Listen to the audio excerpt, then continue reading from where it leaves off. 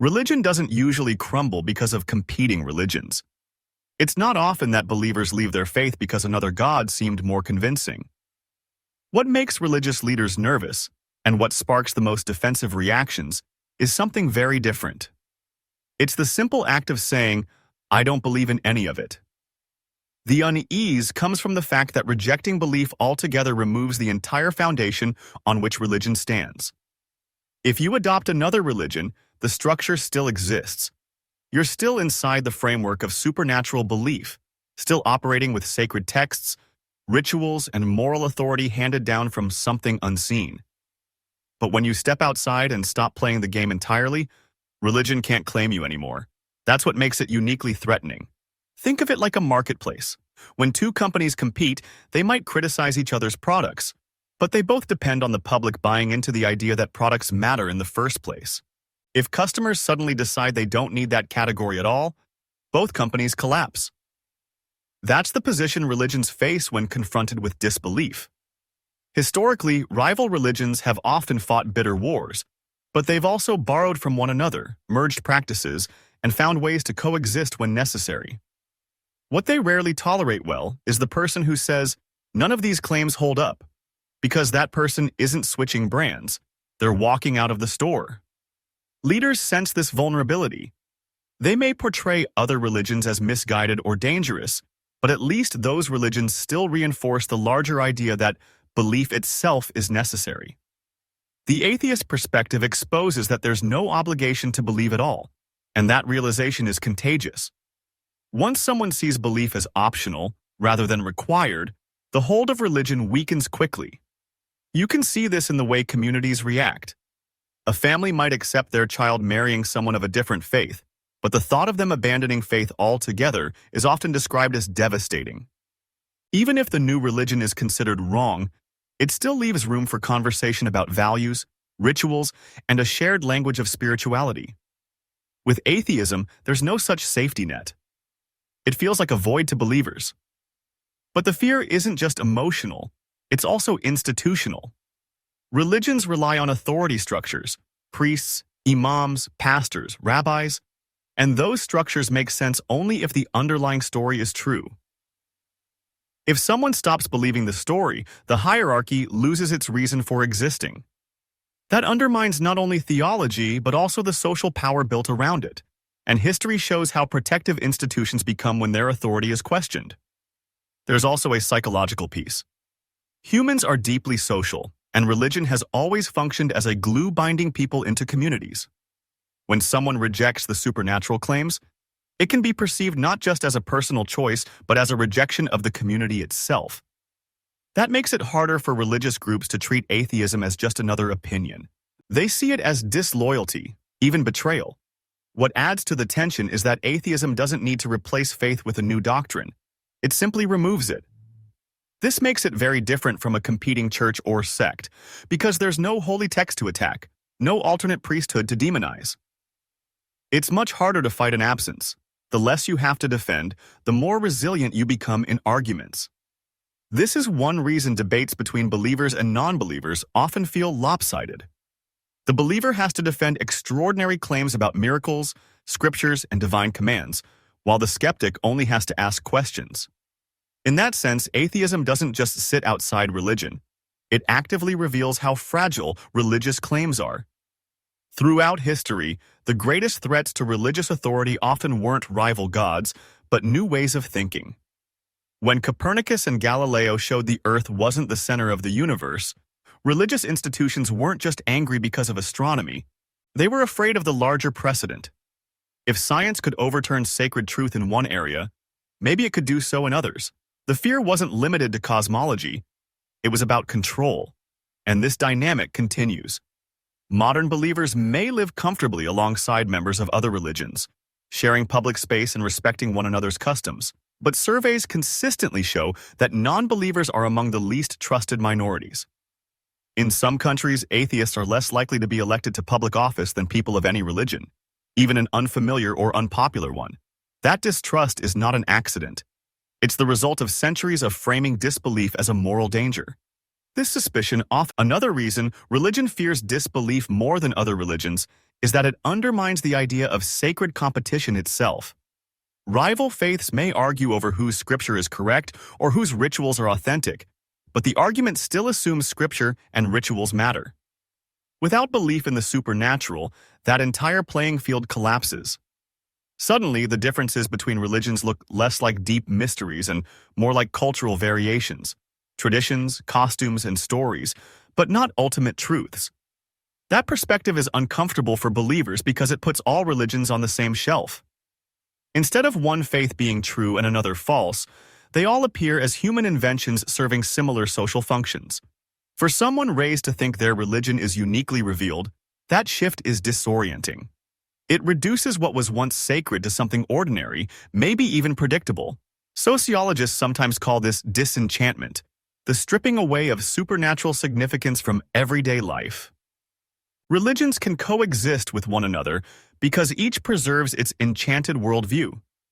But a worldview that explains those beliefs as cultural artifacts instead of cosmic truths makes enchantment itself look unnecessary. That's what disbelief does, and the consequences are practical. In politics, leaders of different religions may unite under the banner of faith communities to demand special privileges, from tax exemptions to influence over education. They can only do this if society accepts the idea that faith as a category deserves unique respect. Disbelief threatens that arrangement by asking why religious claims deserve protection when no other kind of claim does. If a politician tried to exempt chess clubs or knitting circles from taxes, people would laugh. Yet when churches demand it, the exemption is taken seriously. That double standard is much harder to defend once people step outside the assumption that belief in gods is inherently valuable. This is why campaigns against atheism so often focus on portraying it as cold, empty, or dangerous. The goal is to keep people inside the framework of faith by making the alternative seem unlivable. But evidence shows that isn't true. A growing number of people are leaving religion without collapsing into despair. Many find more freedom, honesty, and fulfillment in shaping their lives without sacred rules. That example is contagious, and leaders know it. You can see the anxiety in how religions handle doubt within their own ranks. Questioning a doctrine isn't treated the same way as switching denominations. Doubt often carries a stigma, as if it were a virus that could spread. Entire systems of apologetics, books, lectures, elaborate defenses of scripture exist to patch holes in faith before they expand too far. No other worldview spends quite as much time building elaborate arguments just to keep its followers convinced. That effort itself shows how fragile belief can be when exposed to scrutiny. There's also the fear of irreversibility. People who convert between religions may one day switch again. Faith remains part of their identity even if the label changes.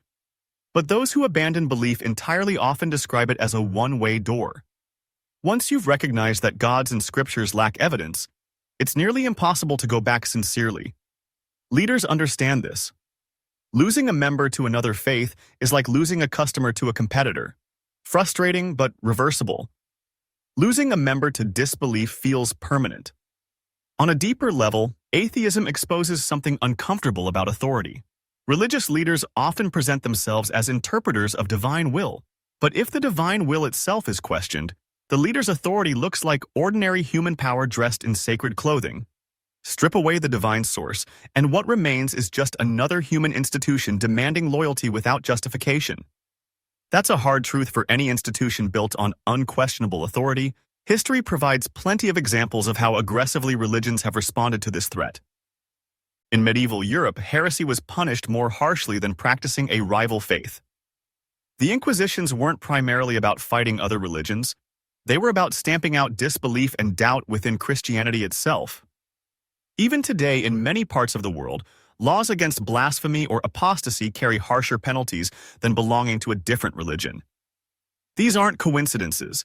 They reflect a deep fear of the rejection of belief altogether. The irony is that disbelief doesn't need to fight religion head-on. It simply reveals an alternative. When people see that a meaningful life is possible without prayer, scripture, or supernatural authority, the pressure to conform weakens. Religions depend on being seen as the only viable source of guidance. Once that illusion cracks, their power diminishes dramatically. What's also worth noting is how religion depends on early indoctrination. Most people inherit their faith as children, long before they can critically evaluate claims. That's why rituals, one of the most revealing patterns, is how religions try to frame disbelief as not just wrong, but unnatural. They'll say everyone is born believing, or that deep down no one can truly live without God, but research doesn't back that up. Developmental psychology shows that children are naturally curious and imaginative, but they aren't born committed to any supernatural worldview.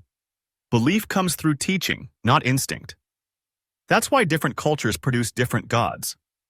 When someone steps outside faith, they expose this fact. They show that belief isn't automatic and that humans are fully capable of thriving without supernatural anchors. That exposure is uncomfortable because it strips away the myth that religion is universal.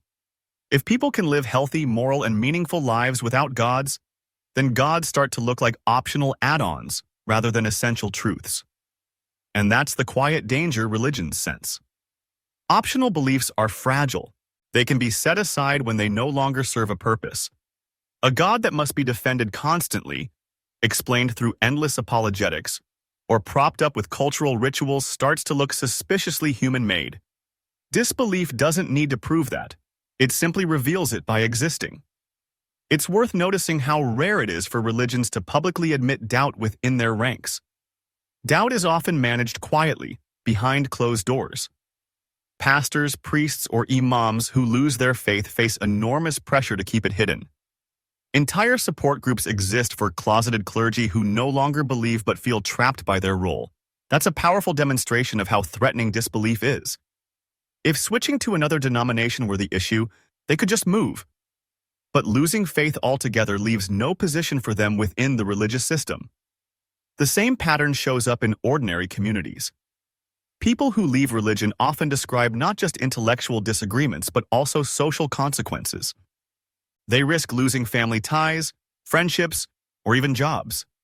These punishments aren't accidental. They function as deterrents to keep others from following the same path. If disbelief weren't so feared, those reactions wouldn't be so harsh. There's also the issue of control over knowledge.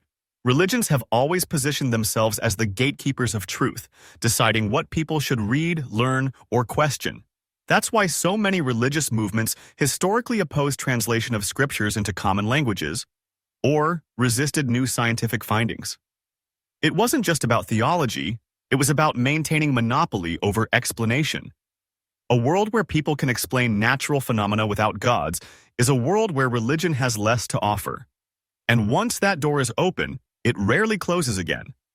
Consider how people used to interpret disease. Illness was once explained as punishment from gods or the work of evil spirits. Entire religious practices revolved around appeasing divine anger to restore health. Today, medicine has taken over that role. We don't pray for antibiotics to work. We trust the science behind them. The religious interpretation has largely collapsed, and no major faith can bring it back with authority. That's a clear example of how disbelief in supernatural causes reshapes the landscape. Once people see a natural explanation, the supernatural explanation loses its grip. And the fear isn't just about medicine or science. It's about how disbelief reshapes morality itself. Without gods, morality is no longer about obeying commands to avoid punishment or earn rewards in the afterlife. It becomes about empathy, fairness, and the consequences of our actions here and now. That shift takes morality away from religious institutions and puts it in human hands. And once morality is seen as human, the need for sacred rules written centuries ago looks far less compelling. Religions understand this. That's why sermons and teachings so often warn about the supposed emptiness of a world without gods. They insist life would have no meaning, no moral compass, no purpose. But meaning doesn't vanish when gods do. If anything, it becomes more authentic. Purpose chosen freely is stronger than purpose assigned by decree. And people living without religion demonstrate that every day. That lived example is the biggest threat of all. You can argue with theology, debate scripture, or refute apologetics endlessly, but nothing undermines religion more effectively than ordinary people living good lives without it. Every happy, ethical, fulfilled non-believer is a quiet counter-argument to centuries of religious claims, and that's not something religion can easily dismiss. What makes this even harder for religions is the growing visibility of disbelief. In the past, atheists were isolated, scattered, often silent.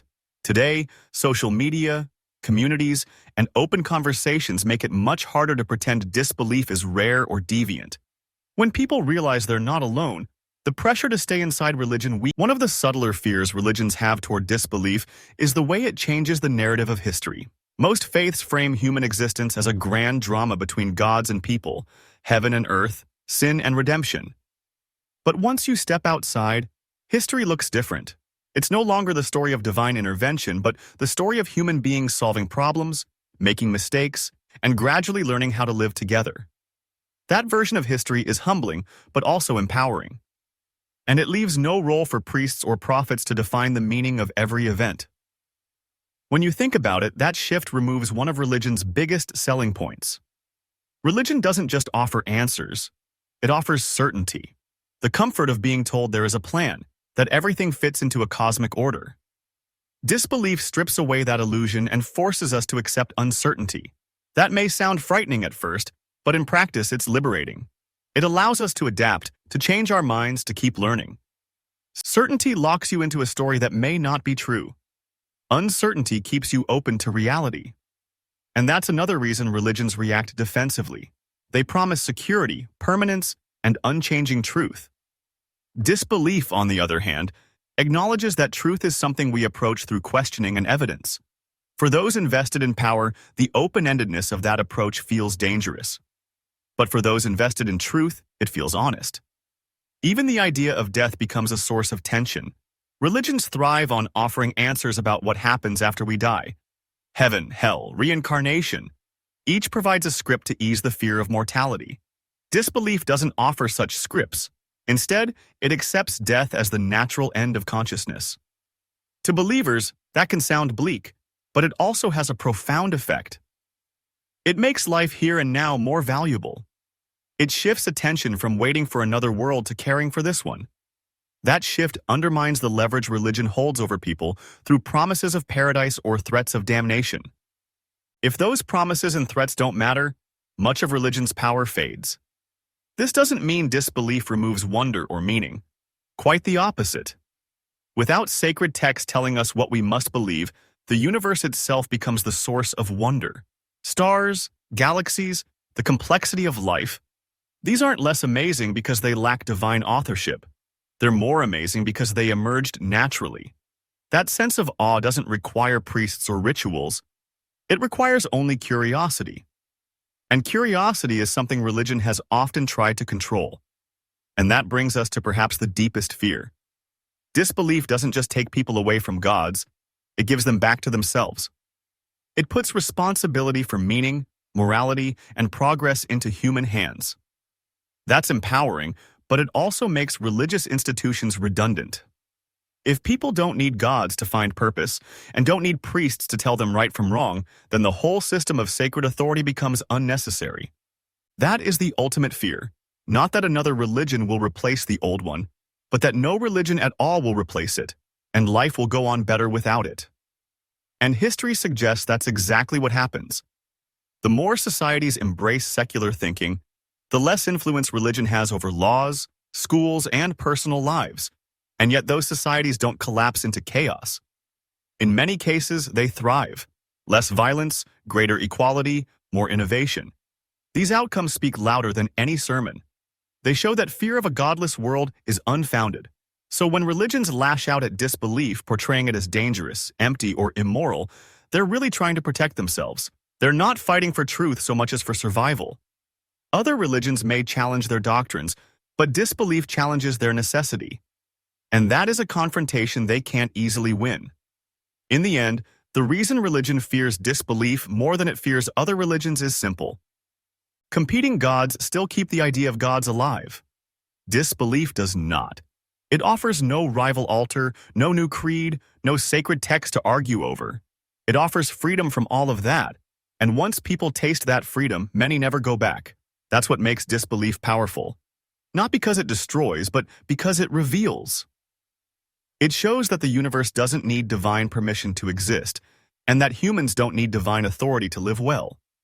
It shows that the ground we stand on is enough, that our relationships, our choices, our creativity, and our search for knowledge can build meaning without any higher script. And that's why religion fears it. Not because it is violent or because it offers a rival empire, but because it offers something quieter and more disruptive. The ability to walk away, to live without the framework of gods at all, and to prove by living that the framework was never necessary in the first place.